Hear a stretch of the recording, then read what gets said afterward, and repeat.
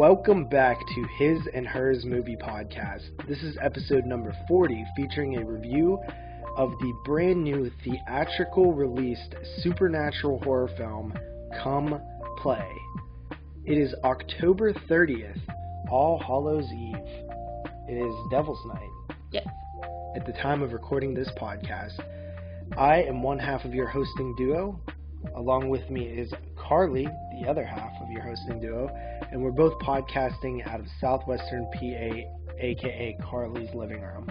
Yes. We are back on the couch. Yeah, that's a Netflix and chill thing. It is. And we've been back on the couch, though, on His and Hers more than we ever were on Netflix and chill, oddly enough. But we back. It is Devil's Night, and we are preparing for our festivities tomorrow. Yeah, we just cooked. I cooked. You watched. No, I did. I made all those pizzas. We haven't had videos to prove it. I did it. I put the ghosts on the pizzas. I cut the ghosts. Alright, anyway, we made some little wieners that were supposed to be like mummies, but really they're just like, you know. I never feel like doing that. Yeah, you can put little eyeballs on them and stuff, but, the wieners, just little wieners with, pigs in a blanket. I think some people call it that, other people... Yeah, they're called pigs in the blanket. That's like a word for something else, too, though. Some people... Well, they use the full-sized hot dogs for that. Oh, I see. But, so we made those, and then we also are trying out these little mini zaz, which you just take some bagels, slap some sauce on them, and then make ghost-shaped cheese, which turned out better than I thought. Just using a cookie cutter with a cheese thing, looks alright. We're gonna make those tomorrow, though. We just set them up, and tomorrow we're gonna have our little movie-a-thon. But yeah, so we went and saw this movie tonight, Come Play 2020 in the theater, and now we're here bringing you guys one pod. So how do you feel about Halloween, or October rather, almost being over, buddy? Sad, but, like I mentioned last week, Italian Horror Month is upon us, so I'm not that sad. Look, I'm excited. Did you see that video that I made of my Secret Satan? Yeah, I'm convinced Moods got you. He didn't. Because he likes Italian horrors. He said he didn't. He got, James. Oh, really? Mm-hmm. Alright, well, yeah, that was a pretty, dope haul you got there, I must say. Yeah, dude, for those of you who don't know what we're talking about, we do this thing called Secret Satan. Yes. And it's basically Secret Santa for October. And the person who got me, which I don't know who it is, sent me probably near, if not over, $200 worth of movies. Yeah. There was the Phantom of the Opera, the Dario Argento version. Dario Argento's Sleepless, Blu-rays, the collector's editions from Scorpion. Killdozer, which is a Kino film that just came out. It's like $20 probably. Killer Crocodile 1 and 2, which is an Italian horror on Blu-ray from Severin. Pagani Horror, which is a Blu-ray from Severin. That just came out. What was the other ones? Card Player?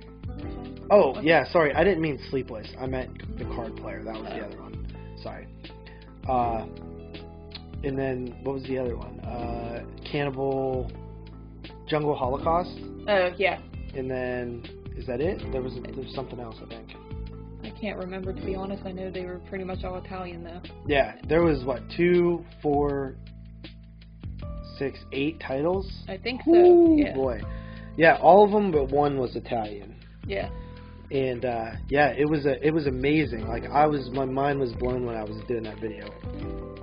Feeling bothers me when you don't know who got you, even though it's supposed to be secret, because I always feel like I want to thank the person. I mean, I know who got me, but in that instance, I just feel like I have to thank them. But you made that video, and it's whoever it was pretty awesome. I like Moose's comment on your thing saying they must have read the number wrong and thought it was a $200 limit. Right. Could you imagine if we made it $200? You had to spend $200 or else you're a jerk. Right. But yeah, so that was a pretty good haul, buddy. I mean, I'm sad about October ending, but at the same time, it's it feels like the end. Because it's getting really cold out and the leaves have all fallen and died, and it's it just feels like the end of, I guess I don't want to say fall because it still goes into November, but it feels like we're getting more into the wintry territory. Today was the first day where I felt like, oh crap, it's like winter outside.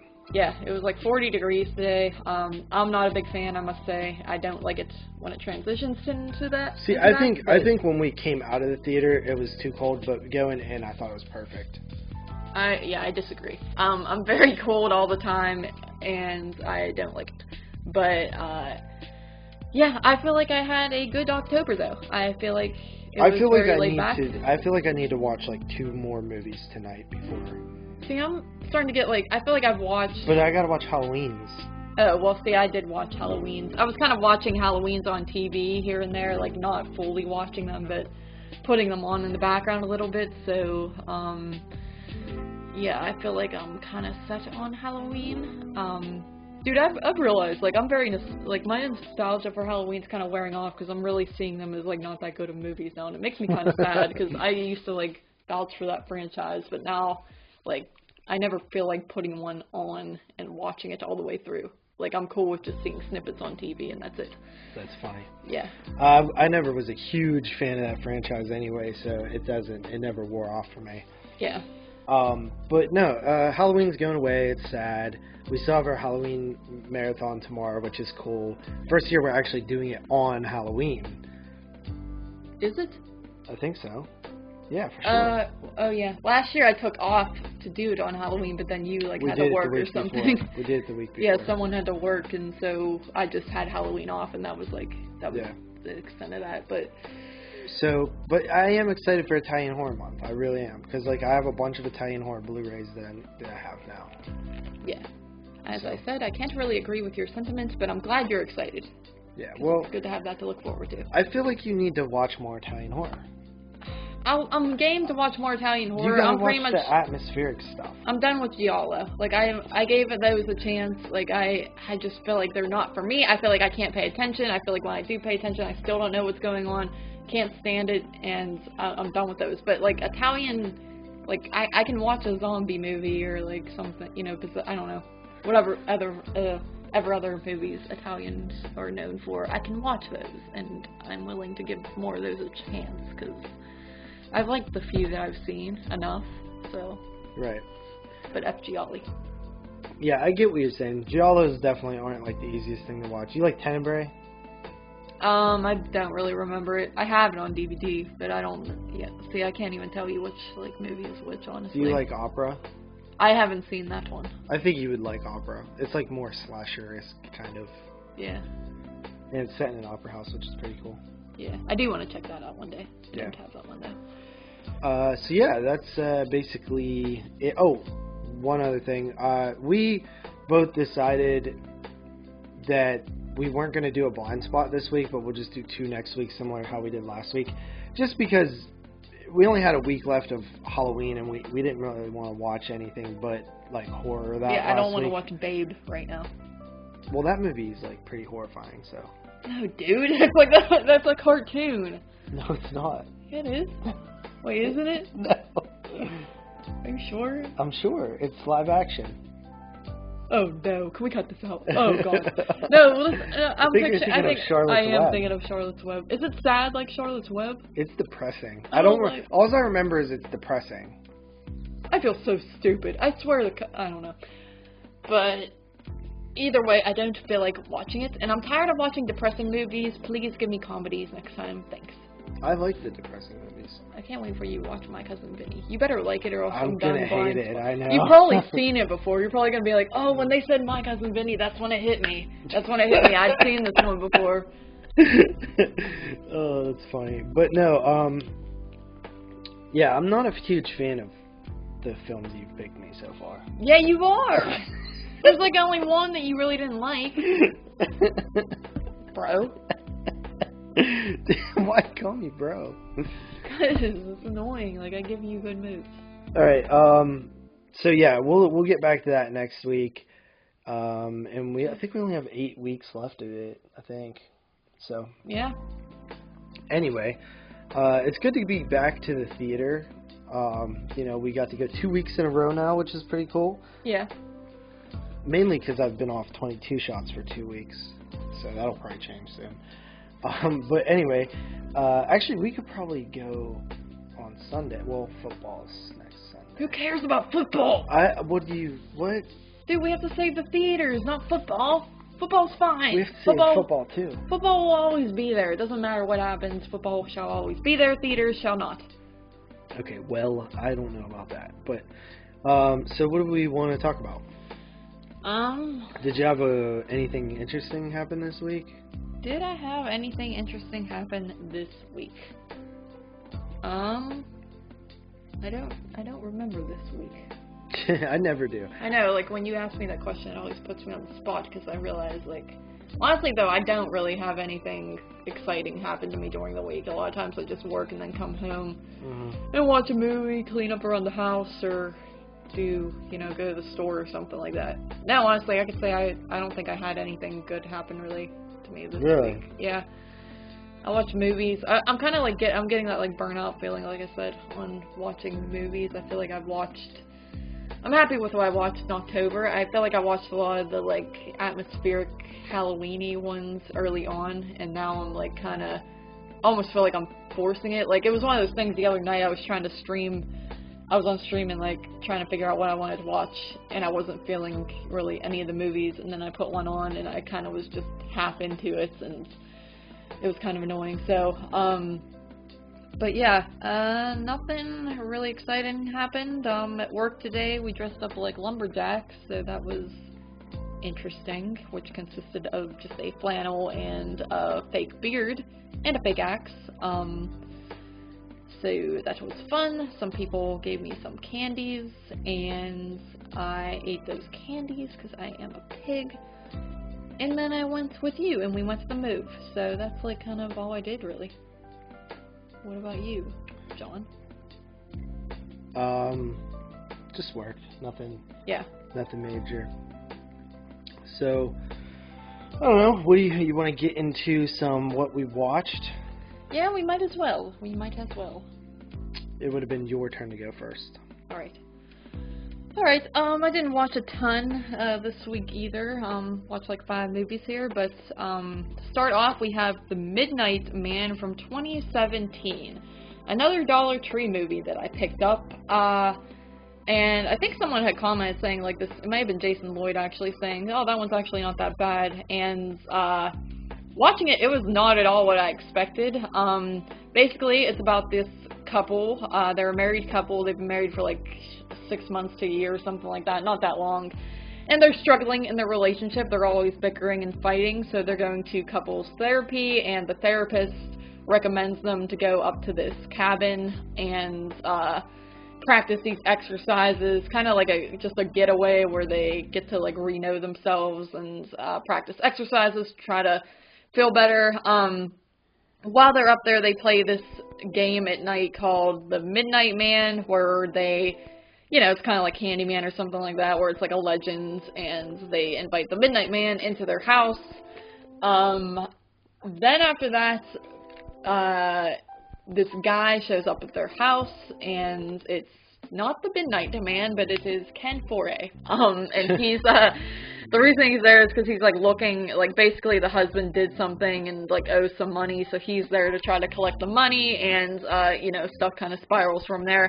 It's a straight-up horror comedy, and it doesn't look like that from the cover or the back at all. It looks like a movie where a couple goes up to a cabin, and then some guy breaks in and, like, tortures them or does something like that. So it looks, like, really serious from the cover, and I think the back even had a picture, one of those fake pictures where it wasn't even something that was in the movie. So it's a little deceiving, but it was surprisingly a good movie. It's not one that I had heard of when it came out, and I was expecting, like, another low-budget piece of crap, since, it's just one I got from the Dollar Tree, never really heard much about, but it was decent. The comedy is a little goofy. I think Ken Foree is, like, probably the best part of it. He does a really good job in his role, and he's probably the funniest part as well. The couple being, like, overly annoying and, like, bickering gets a little bit annoying. The girl's kind of over the top, and her acting's not the best, but it reminds me of the, like, sort of comedy you get in, like, Satanic Panic or that porno movie that came out this year. It, like, all that comedy kind of feels similar to me, but Overall, it was a pretty decent film. It was just a fun one that was very easy to follow. It's very light on the actual horror, and there is some like Midnight Man stuff that comes into play, but it's mainly just a goofy type of film. So I gave that like a 7 out of 10. I actually liked it. Then after that, I watched The Music Box from 2018. This, of course, you know, it's like a ghostly type of movie where there's like a haunted music box, and the little girl was like messing with it, and the mom's kind of like, you know, like, what is going on? I gotta like help my girl. It's very generic. That's another one I picked up at Dollar Tree, of course, but it was pretty generic, honestly. There was a few creepy moments that I thought were decent, better than I thought they would be, but other than that, there's really not much to it. I didn't think it was that great. It was just nothing very special, so I gave that like a 5 out of 10. Then after that, I watched Gingerdead Man as per my Survive 05. I just watched this because I did not feel like watching anything too serious, and I thought it would be an easy watch because it was like 70 minutes. But it was actually a decent movie, Gingerdead Man. I thought that it was going to be... Yeah, I thought it was going to be super stupid. It is pretty stupid, but, you know, it's entertaining for what it is. It's about a guy who gets, you know, his soul is in a gingerbread man. It reminds me of, feels like a Child's Play ripoff sometimes. There's like one-liners in certain scenes that feel similar to that. And then these two people in the bakery are trying to like, be like, what the heck, and get away from this gingerdead man. But I thought that one was decent. I think I gave that like a 6 out of 10. It wasn't too bad. Then after that, I watched the WNUF Halloween special from 2013. Yeah, I went to watch this the other day, and I like wasn't feeling it at all, so I turned it off. But then the other night, I wanted to watch something atmospheric and Halloween themed, so I put it on again. And I liked that. It was very super ridiculously authentic. It's such a crazy, interesting concept how they did that, where it's like, it feels like you're watching TV. Like, I actually got up a few times during the commercials, and then I was like, wait, this is actually the move.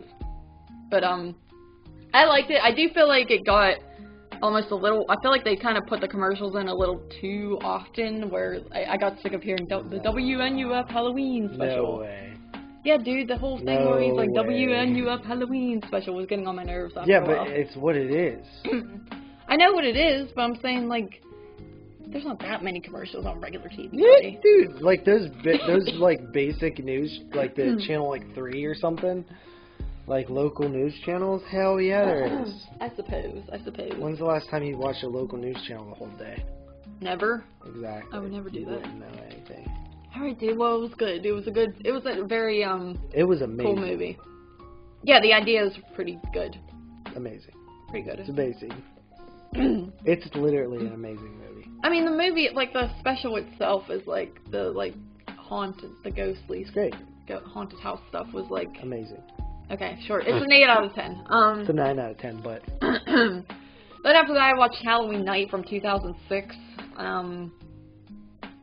because I just felt like watching a Halloween movie, and it was on Tubi. There's a lot of Halloween movies on Tubi. I gotta, like, look into that next year and just watch all those movies off of there. But, yeah, this one was, it was okay. It was like a Halloween ripoff. Like, the whole plot's like an escaped convict escapes the mental institution and then is, like, killing people on Halloween night. So, and it's an asylum movie, I believe. So when that popped up, I was like, oh, this makes sense. But it was okay. It wasn't, like, really a ripoff. It was more like, you know... Is that the movie that has, like, the guy with ICP makeup on in there? I don't remember. ICP. It's the one where there's a burnt-faced killer.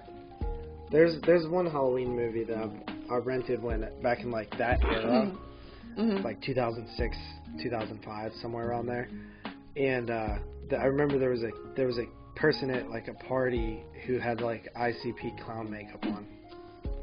Maybe, buddy. I Maybe. thought it might have been that one. It is set at a Halloween party. Like, it's at this big house. In the beginning, you have, like, this girl and her boyfriend are going to the house, and then they stop at a gas station, and the killer, like, attacks the boyfriend and then dresses up in his costume, kind of like Michael Myers in Part 5.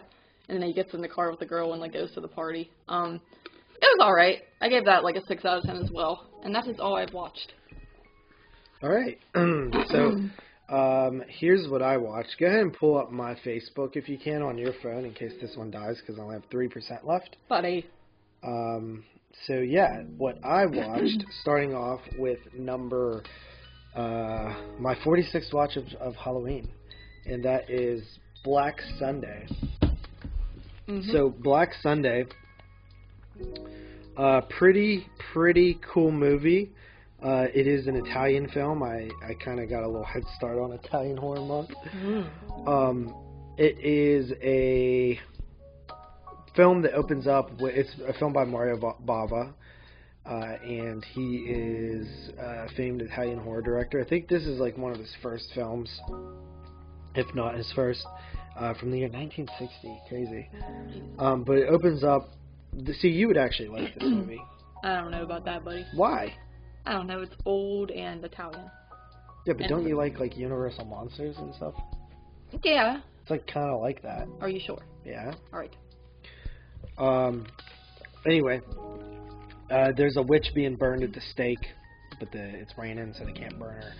But they put like a mask of like Satan type thing with like spikes on it, and they like pound it into her face and like brand her, and she puts a curse on the lineage of her brother because her brother's the one that called her a witch and got this to happen. Flash forward to years and years later, she's resurrected due to some blood falling into her grave, and yeah, it's pretty. She wants to be reincarnated, there's like a version of her that's her like great niece or something, and she's gonna like reincarnate into her or something. That's a lot of plot for a 1960 film. Yeah. So there's that, Black Sunday. Then I watched Annihilation from 2018. Rewatched that one. That was one that when we saw that in the theater, I thought it was really good, but it was a little confusing at the end there, so I didn't put it it was like number 12 on my top 10 or something. Yeah. So it almost made my top 10, but I always felt like if I rewatched it, I might go higher on it. Yes. And I did. It's a really good movie. It's visually super pleasing. The concept of it is actually pretty dope. It's essentially about this shimmer that pops up on Earth, which is coming from a comet. There was some sort of extraterrestrial life on the comet, and basically it everything that it touches, it kind of changes, and then it's kind of engulfing the Earth a little bit, because it's constantly spreading outward and basically growing and growing and growing. So they know that eventually, it's going to take over the Earth, so they're trying to figure out if there's a way to stop it, so they send in some people to check it out. And it's just very weird and bizarre, like how everything works. It's sci-fi horror, really good stuff. I gave it a 9. Then I watched Dolls, which is the Full Moon film from 87. Well, technically it's Empire Pictures. But basically, this little kid and her parents break down, and they go into this big mansion, and there's like a doll maker who lives there, and then all these dolls come to life. Cool stop motion, really neat stuff there. Feels like a fairy tale. Yeah, that's a good move. Good move. Good move. I gave it an 8. Then I watched the Mortuary Collection, which was a brand new Shudder exclusive. Boom, boom, boom. Oh no! Boom, boom, boom. What is this boom, happening? Boom, boom. Somebody's calling us on Skype. Why is Doug Tilley calling us? I don't know. That's strange. Sorry about that, guys. Our Skype is on for some reason, and people are calling us, so... What do you mean for some reason, as if I knew how to turn that off? Sign out. Sign out? I don't know my password, oh no! Do you not really not? I'll figure it Oh, out. okay. So, yeah, sorry about that. The Mortuary Collection, 4 stories with a wraparound. The first story kind of fast and simple, but, fun. The second story, really fun. It's about this dude in, like, the 1940s or something, or 50s, and he's trying to, like, bang chicks, and he basically lies and says he's going to use this condom, but he doesn't, and then he may have an STD or something. Oh, no! Yeah, and then the third story is, I forget what the third story is. It was like a week ago when I watched this. I can't remember the last two stories, but they were good. They're just eluding my mind right now. I gave it an 8 out of 10. Really good movie. Decadent Evil, which is part of my Survive 05, number 5. You're picking the bad-looking movies first, I think. Well, I had this on DVD. I wanted to check it out. Yeah. This is a full moon film, and it basically is about a couple of vampires that own a strip club, and they're killing people. The beginning is basically clips from the movie Vampire Journals, which I was like, wait, what the hell? I was like, I've seen this before, but it was just because they used clips from Vampire Journals. That's stupid. Yeah. And then there's like a little monster, and he was like oversexed and wants to have sex with the women and stuff like that. And there's a little person who's trying to stop this whole thing. One thing I will say is the DVD looked absolutely like dog crap. Like it was like so low resolution and quality. It was insane. Like I don't understand what the hell they filmed that movie on. So that is Decadent Evil. Then I watched The Mystery at the Wax Museum, 1933. That one is basically the 56 or 59 version. Whatever it is it 56 or 59? I think it might be 54, 56, one of those. I don't know. Yeah, it's whatever 50s. year it is in the 50s. Yeah. It's like so similar to that one. Oh, it's the 53 version, I think. Okay. So yeah, it's so similar, very, very similar. I really like that one. It was, a dude wants to burn down his partner's wax museum because it's not making any money because he does like not the horror sculptures, and the dude of course doesn't want to do that because he cares about his art, and the dude, his partner, burns it down anyway, but he gets trapped inside and gets like wounded and can't wax sculpt anymore. But then there's people dying in the town, and this woman believes it's something to do with the wax museum. Pretty so cool. Is it the same, like, does it end the same way that, like, House of Wax ends with Vincent Price, like that twisty thing, kind of? Or whatever. You mean the wax mask? Yeah, that. Yeah. Okay. Then I watched Unmasked, part 25. If you haven't seen part 1 through 24, don't worry, because I haven't either. Buddy. What? That's a Brandon thing. Oh, I made that joke on my video review. You're stupid. Shut up. Anyway, it's like a comedic slasher. Basically, like a Jason-esque character is in London, and he's, you get the sense he's been killing for a really long time. And he meets this girl, and she's blind, so she doesn't see him for what he is. And he, like, for the first time, somebody's actually talking to him. And so he begins to develop a relationship with her, but he can't decide if he wants to still kill or be with this chick. It's really not that good. Like, the premise is way funner and cooler than the actual movie. They get so caught up in, like, the drama and romance that the horror and satire is, like, taking the back seat, which, in my opinion, is a mistake. Right. I gave that a 5 out of 10. Rewatched Victor Crowley. Uh-huh. This time with Joe Bob and crew. I gotta say, man, I really like the Hatchet films, and Victor Crowley is so fun. Yeah. It really is. We got to see it with Adam Green in the theater. It was a really cool experience. And do a Q&A afterwards and meet him afterwards and get shit signed. It was really dope, really cool. I really enjoyed it.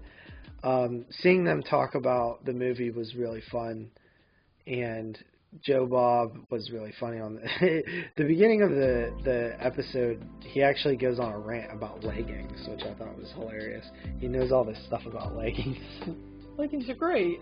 Well, he didn't really go on a rant about like them being bad. Okay. He went on a rant about like how there's all these anti-leggings people. Yeah. And like they're banned in school and stuff. Yeah.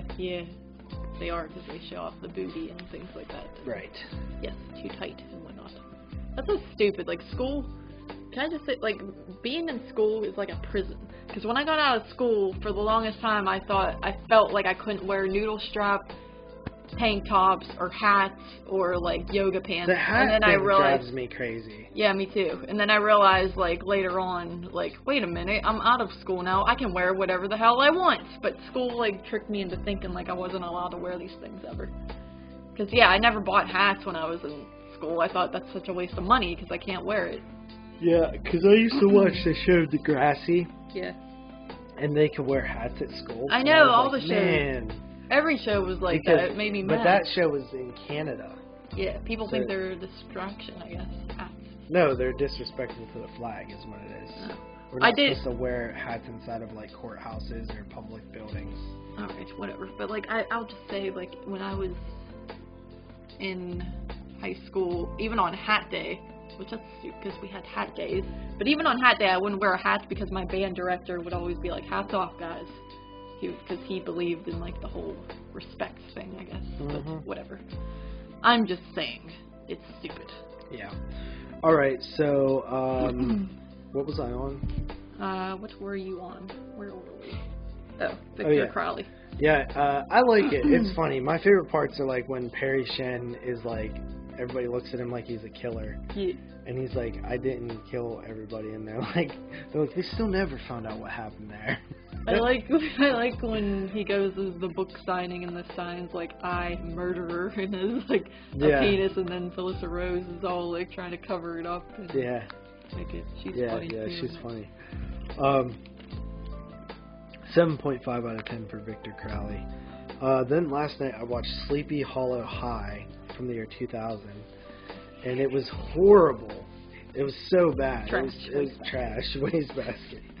It was like about these kids that are like clean. Dude, the quote on the cover. Oh, it's not on there.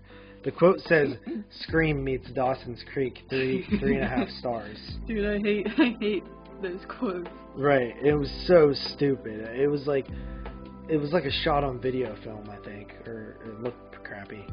Of course I watched it on VHS, so. Wait, why did you watch this again? I had it on VHS, and I wanted to watch a Halloween movie for my final day in 31 Days of Horror. That's funny, because I put in The Legend of Sleepy Hollow wanting to watch a Halloween movie, too, the other day, and I realized it was a period piece, and it was also on VHS, and it was, like, had Jeff Goldblum, and it was, like, very grainy, so I barely paid attention to it, and that's why I'm not talking about it now, because I didn't really watch it, technically. It was a TV movie, actually. Oh. So that was kind of interesting. So, and it has, like, the horriblest ending ever. I'm just gonna spoil it, but, just because it truly doesn't matter, but for, like, the next 30 seconds if you don't want to hear it. But it basically is it was all a dream type ending. Oh, no. Stupid. Anyway, horrible. Then I watched Rob Zombie's Halloween, the theatrical cut, because I think the theatrical cut's a little bit better. It's weird. So, in the unrated cut, you have that whole rape sequence. Yeah. In the theatrical cut, you don't have the rape sequence. Yeah. But you have him killing Danny Trejo. Right. I don't like either of those. Right. But I prefer the killing Danny Trejo. I would prefer to have him not have neither of those. Wait, he doesn't kill Danny Trejo in the other one? The unrated cut? Yeah, I don't think he does. I thought he did, and it was just like in a less violent way. Or something. Or it wasn't a more... Maybe he drowns him in the theatrical cut. I swear, because I just watched this move, and I swear the one I watched, he gets drowned and that girl gets raped in it. Really? I could be wrong. Yeah, I forget which one. I have it on DVD. I did walk out of the room during the escape to go help my grandma with something. Yeah. So I could be misremembering. But there's that rape scene. I don't mind. Like, I'm not against the rape scene. I just think it goes on too long, and it kind of bogs down the movie a little bit. Yeah. But that one dude is hilarious. He's the guy that plays. He plays the dude in the TCM The Beginning. What dude? The original Sheriff Hoyt.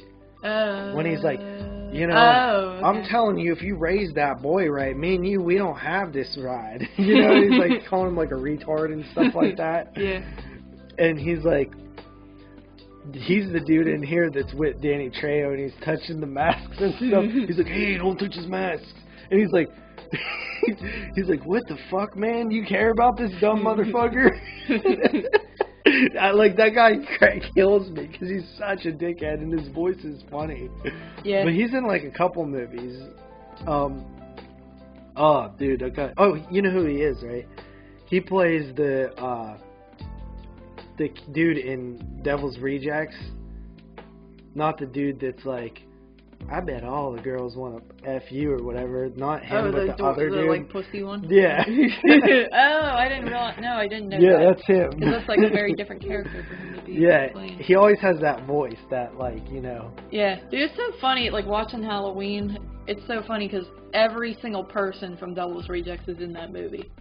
Yeah. Like even Bill Mose, I think his scene might have got cut. I don't think he's actually It's in the theatrical cut. Oh, is it? Okay. Yeah. Well, like, yeah, but it's like every single person's in it, but playing a totally different character. Like you got the dude playing Ronnie is Will Forsythe, who played the sheriff in Devil's Rejects, and it's like, then you got Sherry Moon playing the mom, and it's just kind of, it reminds me, it's like Adam Sandler films. Right. Or it's like, you know everybody, but it's like a scumbag version of it. Right. Yeah, Ken Foray. Yeah, like, yeah, who else? I'm trying to think. I don't think Berryman's in there. No, he's not. But, I mean, Trejo. Yeah. Yeah. Hey, Mikey. I love Danny Trejo's character in that. He's like, you can't let these walls get you down, man. Yeah, I was so, like, Austin and I just talked about this on our show, and I always think it's sad how when he's talking to that idiot, and that guy's like, you're not the boss of me, I'm my own boss. I always think it's sad when Trejo... He's like, now, El Chapo, I want to get things real clear right now. He's like, you're not the boss of me, you know. He's like, I know you've been here a long time, but... He's like being real racist, too. He says something about your people. Yeah. But, like, I always think it's sad because Danny Trejo's like, I only have 3 more months and then I retire. He's like, I only have 3 more months and then I retire. But he never got to retire, buddy. I know. It makes me sad. Yeah, I like Danny Trejo. He's like, hey, Mikey. Yeah, he's good as that. In that role. Yeah. He just reminds me of somebody that would be like that. Yeah. He's perfect, man. Perfect for that role. Yeah. I love Halloween 07, dude. Like, I think it's pretty amazing, man.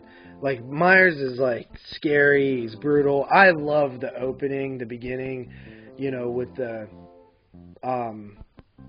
like, him killing the bull. Dude, it cracks me up. He's like... that bully, the Spy Kids kid, he kind of goes into the bathroom and he's like, and then you were there, man, and he like kicks the trash can, and I'm just like, this kid's so overdramatic. I saw did you ever see those CinemaSin things? There's one that's like, because all bullies do is talk about other times they bullied people, and it's like fun. But honestly, I went to school with like a kid like that who just talked about like bullying other people. That's all we talked about. Like, he's putting on a show in front of the other kids, you know what I mean? Wants to look tough 24/7so that actually isn't as unrealistic. He's like, I was like, he's like, you were there. You were there, man. So stupid. Yeah, and, you know, of course he kills him, and that's pretty brutal. And then, you know, I love when he's sitting on the stoop outside on the sidewalk, and the Love Hurts song comes on. Yeah, and he's like, and it's cutting back and forth, but the wind, how it's blow, it just feels so Halloween, man. Yeah, I just love it. And then the score's good. I mean, it's just, I think it's phenomenal, and I know people can't stand it, and I don't, like, more for me, you know. I love it. I love it just as much as the original, almost. Yeah, it really has grown on me because I hated it at first, and now I really like it a lot. So. And then finally, I watched H2. I didn't quite finish it, but I plan on doing that tonight. I was just a couple of, you know, I made it through most of the movie. But man, dude, I think this one is so underrated and I gave it. Like, literally the only thing I don't like about it, like the thing that I can't stand, is that entire hospital sequence is a dream. Yeah. Because it is such a good sequence. And it goes on for so long. It's so good, yeah. But it's like, it feels wasted that it's a dream, you know? Yeah. I wish there was a way to make that actually have happened, and then for Myers to disappear at the end of that scene. Yeah. You know what I mean? Yeah, I agree. Because it would have been the same thing. They never found his body, you know, whatever.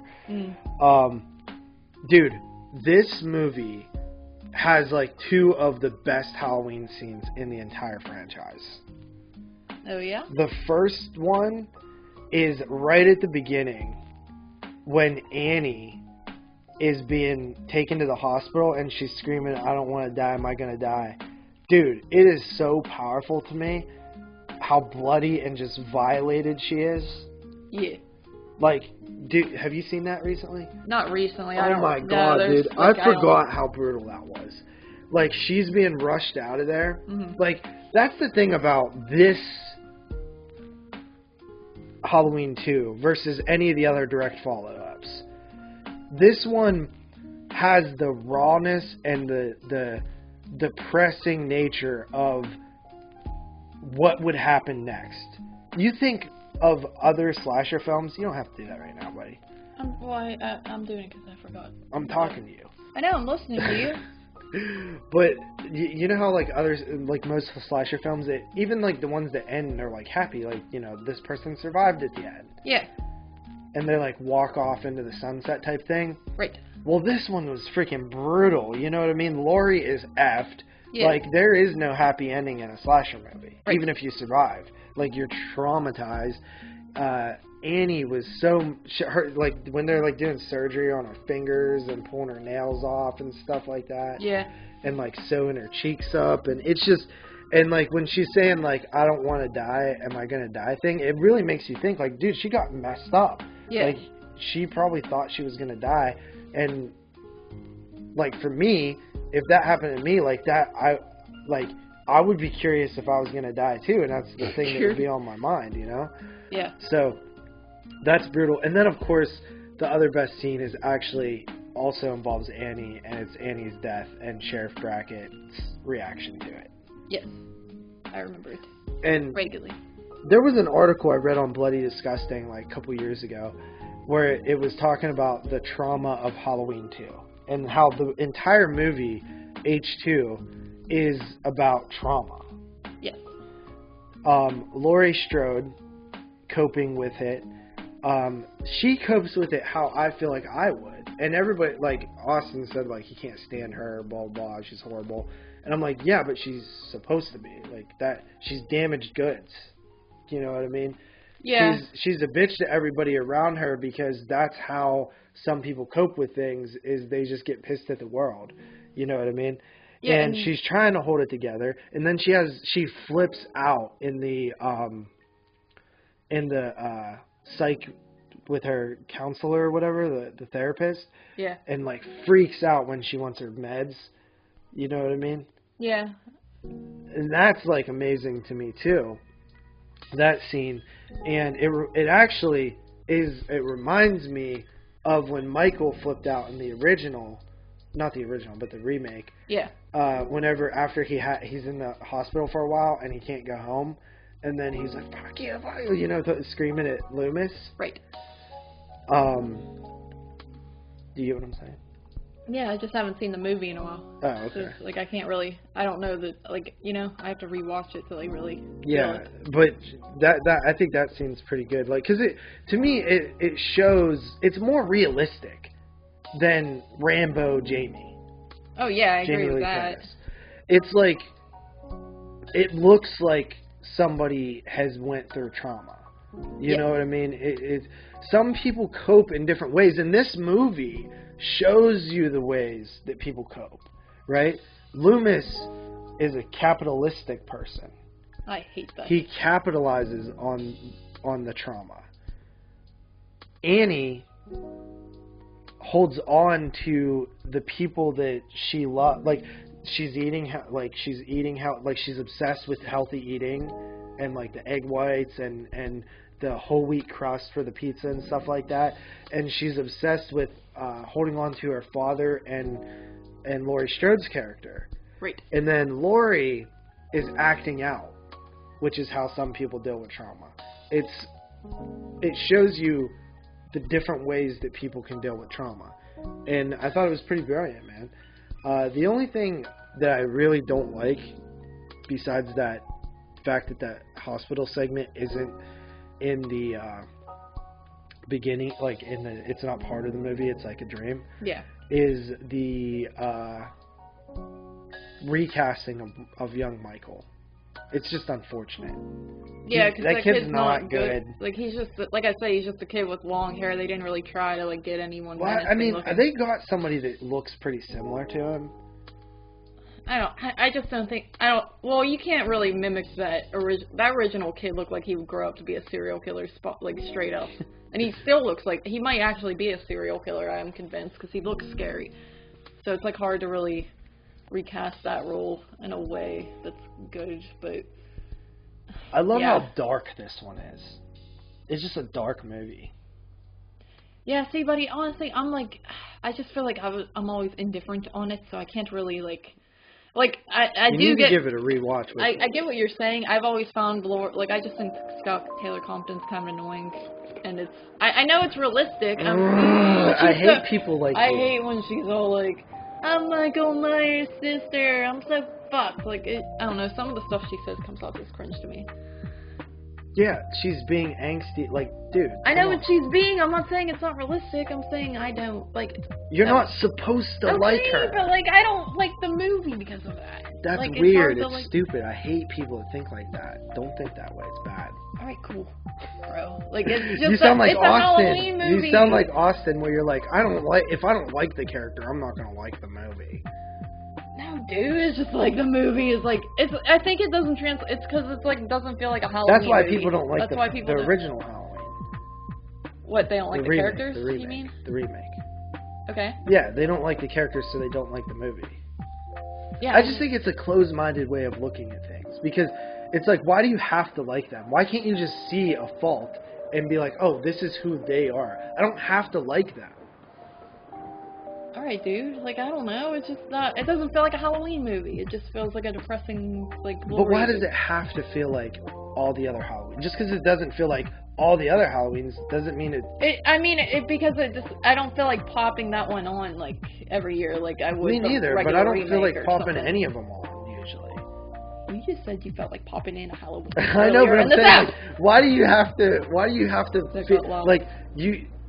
Like, it's a depressing movie. It's not one that you're going to want to watch all the time, but, like, that doesn't mean I don't want to watch anything. it around my Halloween either. I don't want to be depressed. I know, but Halloween. I'm asking you why you don't like it. And I also hate the white horse stuff. It's stupid. You're stupid. You don't understand it. I'm leaving. You actually, like, you tried to pretend that you just don't like the recasting of Michael. You know you don't like that. I like the white horse stuff. Dude, it's so tapered in. They could have, like, that movie could have been so much more solid without that part. Like, you don't need it. I do. No, it's just, like, so forced. It's like, Laurie's looking at the thing, and she's like, it looks like a white horse, and then they do that quote that's like, white horse, and it's like, here's Sherry Moose talking again. Not that I hate her, because I don't care that he puts her in all his movies. I just feel like that's the one movie where I feel like she's forced into it, and I'm trying to talk. Something. I don't care. Why are you getting so mad? Because you're getting mad that I'm not, like, with you. First of all, I haven't watched the movie. Like, you act like I watched the movie recently. I don't know all the small details that you're describing. I feel like you've never seen it. I've watched it, like, 3 times, probably, in my life. But, like, it's been, like, probably over a year at this point. It's great. I don't care. I'm sick of people and haters. You can think it's great, dude. I agree with what you're saying. Like, I think that people are not likable. Like, I disagreed with Austin when he was saying, like, oh, being, like...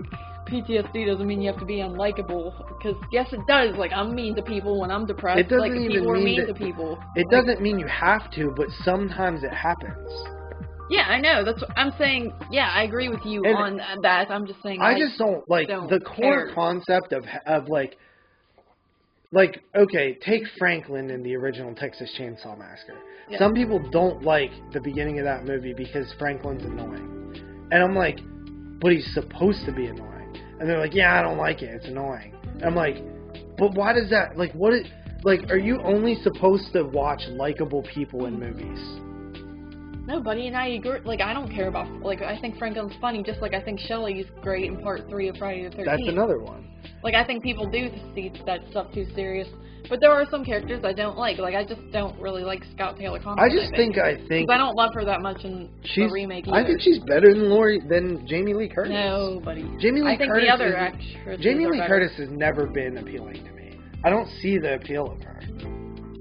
Dude. She's bland. No, dude. I think she's perfect for... That's why she's perfect for the role in the original Halloween. Yeah, because she's just, like, a very, like... I've always felt like Heather Langenkamp could be that. No. Bland? Like, no, because Heather Langenkamp's too lively to, like, play that part. I don't know. I just never really cared for her. I never, felt an attachment to Laurie Strode. Until the remake. I do, like, I don't know. Where she actually, like... I don't know, like, Jamie Lee Curtis, it could be just a 70s thing, but she just feels like she's 30 years old. Well, yeah, I agree. You know what I mean? Old. Yeah, I do know what you mean. Like, even Scream, where Neve Campbell looks 30, she doesn't feel like she's a 30-year-old bland woman. Like, Halloween, like, Jamie Lee Curtis doesn't even feel like a teenager. I know, she feels very conservative. Like, she feels... like a mom or something. Like, Scout Taylor Compton actually feels like a teenager. Yeah, she feels like some girl I would know. Yeah, I understand, buddy. Honestly, I like Danielle Harris and the other girl better as Linda and Annie in their... I think that's Danielle Harris's best performance in her entire career. I agree, because honestly, I don't think she's the best actress, but I think she does really well in those films. She kills it in those 2 films. Yeah. Absolutely She's very good at being serious and, like... Yeah. But I don't know, dude. To me, I'm just like, I don't like always want to like the characters. Like, sometimes I just want to see them. I think I have like a different level of thinking, is what it is. Like, I'm smarter. Why do you always try to like, make it a thing? There's no psychological thing behind it. Because it's just there is. Because like some people like have like this surface level of like, I either like the person or I don't. But I'm like, people are more complex than that. Like, maybe I don't like what they do here, but that doesn't mean... See, that it's the same type of people that are like, you do... Like, they do... One of their friends does one thing wrong and they're dead to them. You know what I mean? Yeah. It's like, people aren't perfect. Like, people have these layers to them. These complexities. Humans are the most complex thing in existence. So it's like... I don't like... When you take a film... and you just box these characters into, like, archetypes, basic archetypes, and don't allow them to have complexities, I just am uninterested. It's just not as cool to me. Right. No, buddy, I agree that PTSD is handled well in that move. But, buddy, I think H2O handles her PTSD better, too. I think it's better in H2O. I think the new one is trash. Yeah. I like the one in H2O, but I think this one's the best one. Yeah, I agree with that. It's just like the movie itself just never really jived with me well. When's the last time you've seen it? I don't remember. Probably 2 years ago. I don't think. You need to watch it again with like after I had just talked to you. I'm sure I put some seeds and concepts in your head that you were unable to think of yourself. No, I'm just going to think of your annoying face and not like the movie even more. All right, let's move on. That's it for me. Oh my God. What? Nothing. I was getting a little heated there because I know you were. Like, don't come at me. Listen, moods came around on this movie. I only gave it like a 6.5 when we reviewed it back in like 2013. Yeah, when you were young. Yeah. And a child. And didn't understand, much like yourself. Like, I understand the movie completely. No, like, the bottom line. Listen, you don't understand the complexities of film. Don't touch me. No one can see you, like, touching me right now. I don't get why you're, like, putting all this effort into it. What are you talking about? Anyway, no, dude, the bottom line is, what it comes down to is I just don't feel like popping it in around Halloween time, and that's the only time to really want to watch that is because it's a Halloween move, and I think that's what it comes down to. Like, I watch Resurrection before I watch that movie. I don't think you understand the complexities of filmmaking. Quit saying big words. So, all right, let's get on to the move, shall we? The move. The move. So, the move that we watched tonight, was Come Play 2020. This movie is about, where is the synopsis? It is a lonely young boy feels different from everyone. Okay, that's a stupid description. This boy, there's a little boy, he has autism and he's nonverbal, and he struggles. He doesn't really have any friends, and the friends he has are kind of like ones that his mom just kind of like invites over to she's trying to get them to be friends with him, but they're kind of mean to him, so he doesn't really have any friends, and he uses his cell phone to communicate with people because he can use like a word touchscreen thing to make words and whatnot since he cannot talk. And one day there's like this story on his phone, this mysterious story about this creature thing named Larry who wants to be his friend, and every time that the story comes up, the more you go through the pages, the lights start to flicker, and some weird stuff starts to go down, and you get the sense this Larry character is actually a real thing. And so yeah, basically this creature wants to be this little boy's friend, which I forget what the boy's name was already, but Larry wants to be his friend, and he's, using technology to try to get through to the boy, and the mom and dad are trying to, be like, hey, don't take our son. So, what did you think of this move? I liked it a lot. Yeah? Yeah. I thought it was pretty cool. It's scary. I thought the way they handled I've never seen a movie really with an autistic. Was Babadook autistic? No, he was just really annoying. Oh, okay. That kid was just. The Babadook's a good companion piece for this. It's kind of a very similar thing where it's a creepy story that a character is coming to life. So, yeah, I don't think there are any movies where a special needs person is the victim.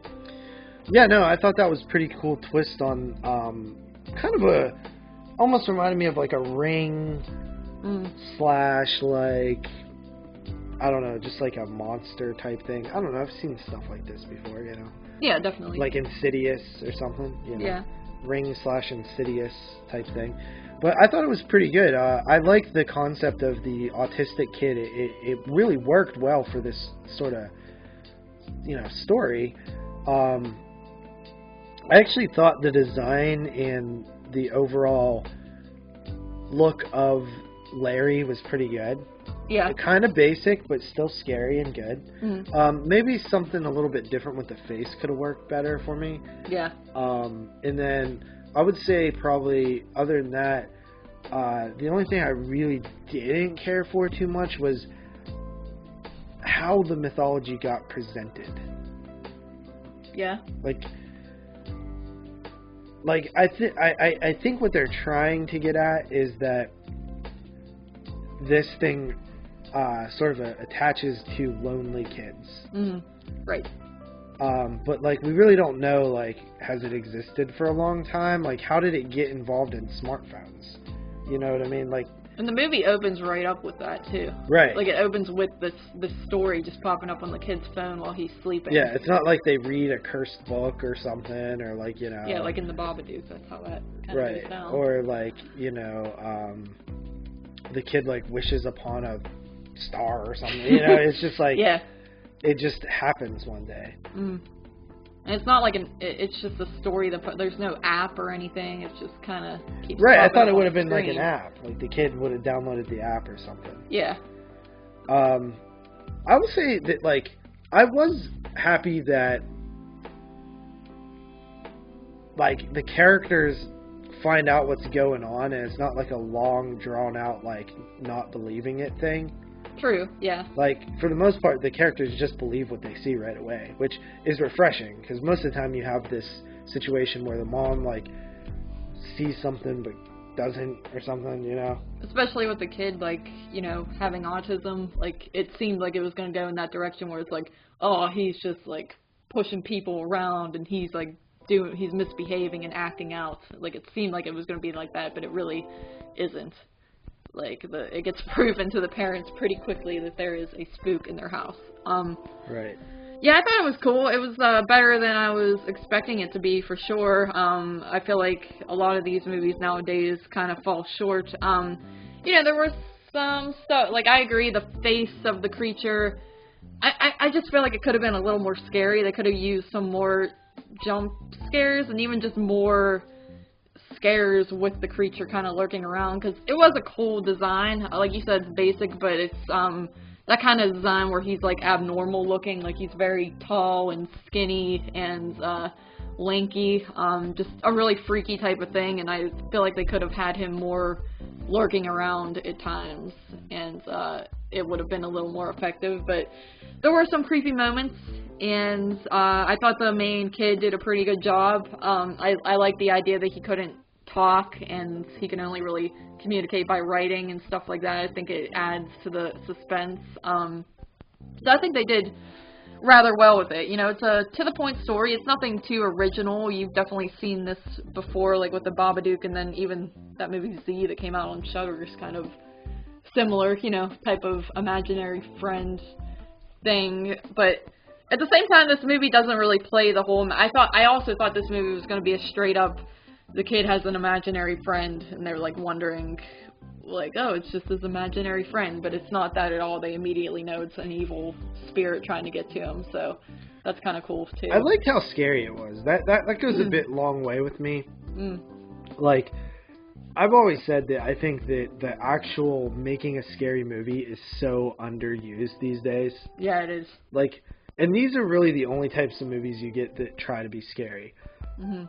Conjuring films, ghost films, possession films, like supernatural stuff like this. Yeah. When's the last time you saw a slasher that's trying to be scary? Probably Halloween 2. Probably. Yeah, I know. They all became kind of more fun movies than anything. I mean, I guess Halloween 2018 is trying to a little bit. Yeah. But, I don't know. They're not... Like, they even add a lot of comedy to them. You know what I mean? Yeah, like that whole bit with the babysitter and stuff. Yeah, the little black kid. But I like that kid. I like that kid, so I'm not going to hate on that too much. I mean, you even look at It. I mean, that movie's pure comedy to me. Oh, yeah. I mean, but that movie is definitely trying to be scary. Yeah, but it's just, there's so much comedy in it. I know, so but I kind of forgot about that one where I was out. like, what's the last movie? But I guess it'd probably be It Chapter 2. Yeah, but... I do appreciate scares. Like, I really do. Like, it's... So, whenever a movie actually gets me to jump, it goes a long way with me. So, right away, I really like that about this movie. I think it's pretty solid. I mean, narratively, there's a little bit of issues that I had with, like, just how... the whole how it comes about and like why it's there. Like, I feel like there was a little bit more that could have been done with that. But at the end of the day, like, I thought the kid's performance was really good too. Yeah. Playing autistic, that probably isn't the easiest thing to do as a young, like, 8-year-old actor. How old do you think they are? 8? Yeah, he looks around 8 to 10, that type of range. Yeah. Yeah, he did well. It was very believable. I didn't really care for the ending myself too much. I thought it was a little The very cheesy. ending? Yeah, that was like, I didn't really, mind it. I don't know. It was like very unrealistic and cheesy. I mean, the whole What? movie's unrealistic. Get out of here! What? Unrealistic. It's just like cringe. I don't know. It's a little cringe. Dude, so you believe that there is a supernatural being no, I that just haunts said your the whole. cell phone, I but you can't. I also said that you can't buy not, what the whole happens movie's at not the end. believable if you would have listened. I said that just now. Yeah, so I'm saying the ending is like getting a little too like, oh come on, you didn't need that scene. Oh my god. I didn't really think it was like heartwarming like it was meant to be. I guess that much. What are you doing? Oh, he has a little bump on him. He's alright. It's fine. But yeah. So overall, though, it was a pretty good move. See, I'm glad it wasn't super disappointing like the empty trash, because that would have sucked. But yeah, so I guess, do you have anything else to say on it? Nope, let's get into some Letterboxd reviews. Alright, I shall read a review. What review shall I read? Alright, I'll read a 4-star review from Film Paradox 7. Film Paradox 7's favorite moves are Parasite, the original Nightmare on Elm Street, the original The Evil Dead, and Let Me In. Which is the remake of Let the Right One In. Right. It's kind of funny. So he likes horror movies. Let's see. Normally, when I hear about movies that involve apps, I naturally assume that it's going to be trash. Yeah, me too. But wow, was I wrong about this one? I didn't really see this movie. Probably because it wasn't about apps. Yeah, it's like, that's not what I saw the movie as being about at all. But I'm not saying it's amazing or anything. It's far from that. But it was a huge surprise considering how terrible I thought it was going to be. Yes, it has some of your typical jump scare bullshit, which I always hate. It has characters making some stupid-ass decisions that you know are only making things worse for their current situation, but its tension and suspense is what was very effective for me. And part of what made those scenes so effective was the great cinematography this film features during those scenes. Come Play also has a lot of heart to it, with a beautiful and heartbreaking ending that was really touching. I recommend giving this a watch. I mean, dang, there's not many new movies playing anyways, LOL. Right, you are, Film Paradox 7. So that is that. That was a positive review, and then to get into a negative review, let us scroll back up, because this one is only 1.5 stars by David E. Ehrlich. Sure. David Ehrlich's favorite moves are Forgetting Sarah Marshall, Mishima, Close Up, and Akiru. You're a weirdo. So this says, as if parents don't have enough to worry about these days, now there's a lonely demon named Larry hiding in your kid's iPad and trying to lure them into some kind of hell dimension. So goes the rusty hook of Jacob Chase's Come Play, an uninspired jolt machine of a horror movie that's been being dumped into theaters on Halloween weekend, where its tepid scares will be forced to compete against the abject terror of breathing the same air as a few reckless strangers. But the problem here isn't necessarily with Chase's premise, which the writer-director first explored in the 2017 short, Larry. Oh, this is based off a short, buddy, called Larry.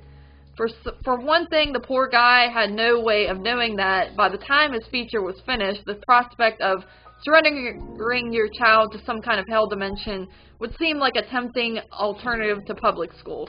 For another, the idea behind Come Play isn't quite as silly as it sounds, even if Larry is introduced with a POV shot from inside a little boy's iPhone, the slender CGI sludge ghoul wheezing from within the device in a way that makes you think this movie is going to end up a Genius Bar. Read full review on IndieWire. I'm not doing that. Alright, this guy sucks. But I guess that's it. Alright, let's get into our ratings. Then I need you to run outside and grab my cell phone charger. No, you need to go home. No. What? You've overstayed your welcome. I thought we were going to Skype with the boys. No, I don't want to Skype with the boys. That'll take forever. Alright, go ahead and rate.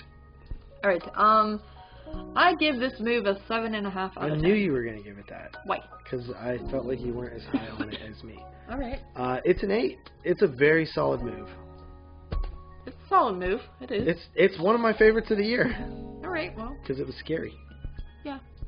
Alright. Could have been scary, but yeah. It's an 8. It's a 7.5. Alright, what do you rate H2? 10. That's what I thought. Oh. Wait, that's too high! Oh, Alright, let's get out of here. okay. Alright, bye. Bye, everybody. Peace. Peace.